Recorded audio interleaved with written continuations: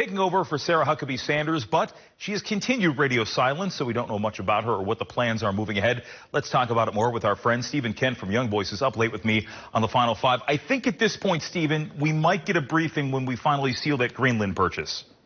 I am so excited about the Greenland purchase, and I really want to see how Stephanie is going to spin it in the next week. Let's talk about Stephanie Grisham, because there was a story that came out today that said she is looking at maybe reinstating the briefings, possibly on a daily basis, something that we saw drop off precipitously over the last year, especially because it just seemed like it always came down to a sparring match between Sarah Huckabee Sanders and the media. Why this change? Why start doing briefings again, and why is that advantageous for the White House?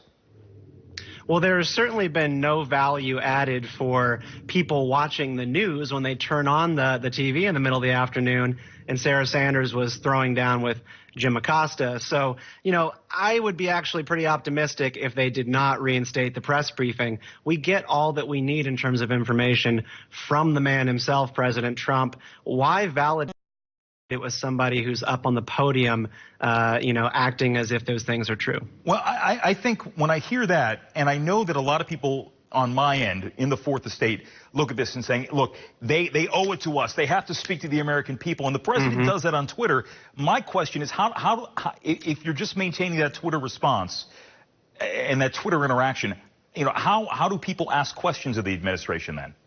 This is really, really tricky, and I absolutely acknowledge that. But I don't think that we should pretend like the press secretary position has been around forever.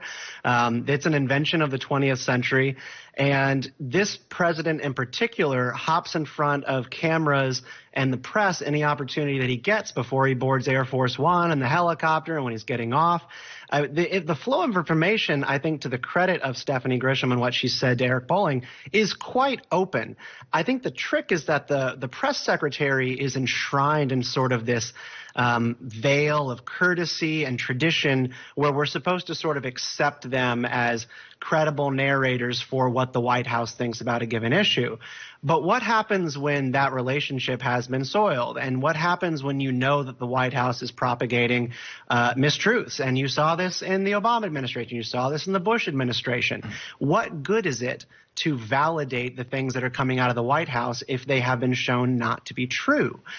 This is really tricky, but I don't think that we should sort of pretend like you have to have a press secretary to get information. So you mentioned that Stephanie Grisham did speak with Eric Bolling, who is doing shows for the Blaze, CRTV, also for Sinclair Broadcasting. Yeah. He's been working on that end, so you know where he's coming from. He had a very right-wing reputation when he worked for Fox News.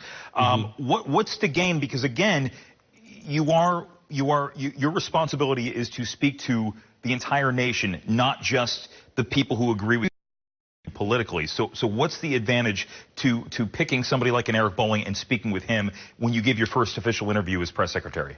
Well, I think this has to be acknowledged about the Sinclair network in general and all the local affiliates that they operate.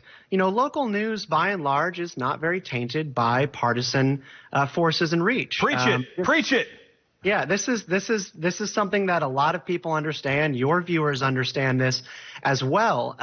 I think there's something to be said for going to Sinclair and getting this national reach to people who are just turning on their Channel 5 or their Channel 11 and giving just sort of a nice to meet you, this is the new press secretary interview. But the problem is that we know that Eric Bolling is a partisan, and we know at the top level that Sinclair is a partisan organization themselves.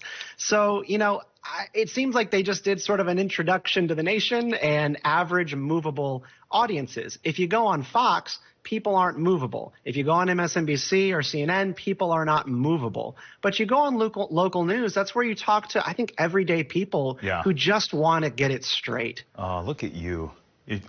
You're absolutely right on that. Stephen, before we let you go, I'm curious about one thing here. As we move ahead, I go back to the idea that a lot of journalists saw them being victim. They saw themselves playing the role of victim. Look, they're picking on us. They're picking on the media. But you look at the foils, the Jim Acostas. I would say April Ryan. I mean, there were a lot of people that when you go to them, that there is a certain position they're going to take, and they don't have to be friendly. Sure. It's their job to ask questions, and sometimes it comes off as adversarial. did it devolve, in your estimation? A lot of people think it devolved into this just cult of personality. Look at us. We're out here getting answers, or we're out here getting on camera. Yeah, I mean, I think that there is something to be said for people who are grifting off #resist. It is a way to sort of build up your profile to be the person who's doing combat with an unpopular administration, and a press secretary who is very likely going to be on Comedy Central and Bill Maher sort of getting chopped up and used for comedy bits every day of the week. And if you're the person sparring with them, you're part of that story as well. And we have to always be vigilant about who in the media and who in politics are trying to play us and get us to buy their next book. Right. And that is something that we have to be watchful for all across media. Okay, before I let you go, one-word answer. Does Sarah Huckabee Sanders run for governor of Arkansas? Yes. Okay. You heard it from Stephen Kent. Good to see you, Stephen. Thanks, Jim. Back after this.